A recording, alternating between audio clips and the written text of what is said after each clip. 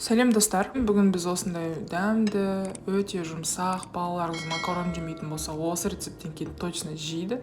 Макарон по-флотски жасаймыз. Олай болса, суымызға қайнап тұрған осындай макарондарыңызды, бұйра макарон немесе басқа да макарон салсаңыздар болады, өзіңізге ыңғайлы, тек майда макарон емес. Макарондарымыз піскенше біз енді подливін жасайтын боламыз.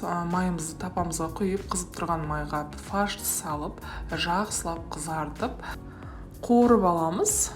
Енді біз қуырылып жатқан фаршымыздың жанына тек майға ғана сарымсағымызды қуырамыз. Өте дәмді, иіс береді, дәмі де керемет болады. Дәміне қарай тұз, бұрыш, орегано қоссаңыз болады. Осылай қуырылып болған фаршымызға енді пиязымызды саламыз. Пиязымызды жақсылап қуырып аламыз. Қуырылып жатқан пияздың үстінен сәбізімізді саламыз. Сәбізімізді жақсылап қуырып аламыз. Осылай жақсылап қуырып алған начинкамыздың үстінен су құямыз. Осы барлық салманың өзі батып тұратындай етіп су құясыз. 10 минутқа, 15 минутқа бетін жауып бұқтырып қоямыз.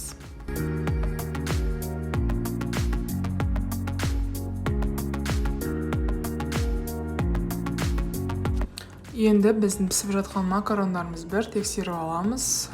Уже пісіп дайын болайын деді. 15 минут өткеннен кейін тағы бір тексеріп қоямыз начинкамызды. Начинкамызда уже дайын болып қалды. Міне өзіңіз көріп отқандай. Алдын ала сүзілген макаронымызды үстінен саламыз, жақсылап араластырамыз. Осымен біздің тамағымыз дайын болды. Өте жылдам, өте тез дайын болатын тамақтардың бірі. Міндетті түрде жасап көріңіздер. Менімен болғандарыңызға рахмет. Міндетті түрде комментарий қалдырып, лүпілді басуды ұмытпаңыздар. Сау болыңыздар.